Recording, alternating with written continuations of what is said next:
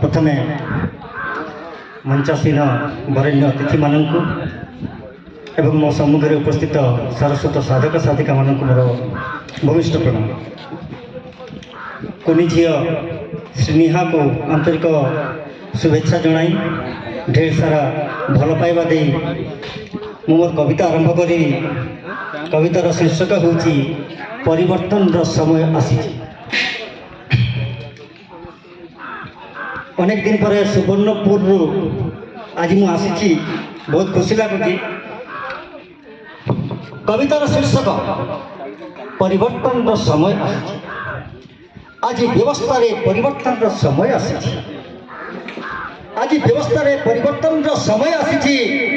भ्रष्टाचार चतुर्दिगे निजर काया विस्तारी लाभान्वित हेवार व्याधि रे आज समस्ते पीड़ित। लाभान्वित हेवार व्याधि रे आज समस्ते पीड़ित।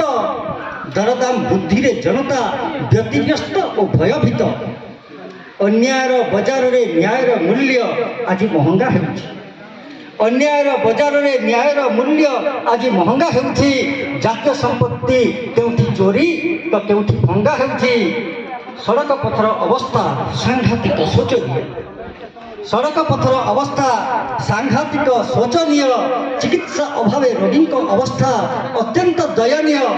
व्यवस्था को सुधारिबारे आज सरकार उत्साह कमुछि। व्यवस्था को सुधारिबारे आज सरकार उत्साह कमुछि।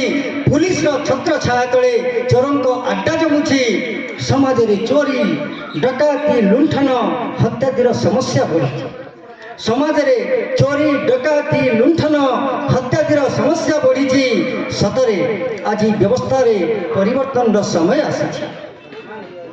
शिक्षित बेकारी समस्या आज हु हु होई पड़ुछि।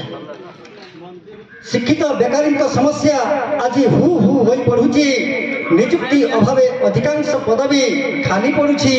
केउठी गरीब खटिखिया भली प्रकृत हिताधिकारी केउठी गरीब खटिखिया भली प्रकृत हिताधिकारी निज अधिकार वंचित होउछि। तो केउठी मोटा अंकर दरमा पाउथिबा सरकारी कर्मचारी भी कळे बळे कौशले राशन कार्ड को हाथे लेउछि। फी दिन बलात्कार और नारी निर्यातन दिन बलात्कार और नारी निर्यातन खबर रे भर्ती न्यूज पढ़ी पढ़ी ए हृदय थरुछि। फी दिन बलात्कार और नारी निर्यातन खबर रे भर्ती न्यूज पढ़ी पढ़ी ए हृदय थरुछि। नारी मांसल भी आतताईर भय गर्भस्थ शिशु कन्या भी ए दुनिया को आसिया पई डरुछि। आज अन्याय अत्याचार शोषण प्रादुर्भाव बढ़ी। आज अन्याय अत्याचार शोषण प्रादुर्भाव बढ़ी। सतरे आज व्यवस्था रे परिवर्तन समय आसी।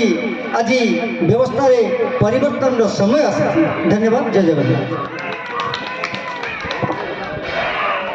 सुदूर अनुकूल अति सुंदर भाव समय को वर्णना कर श्री राधामोहन पूजाहारी अनेक धन्यवाद। कविता हुए निबंध पद संगे जोड़ीदेले पद। कविता हुए निबंध सुर धरी बोलीदेले छंद। कविता प्राणर धर्म हृदयर विदग्ध ममता।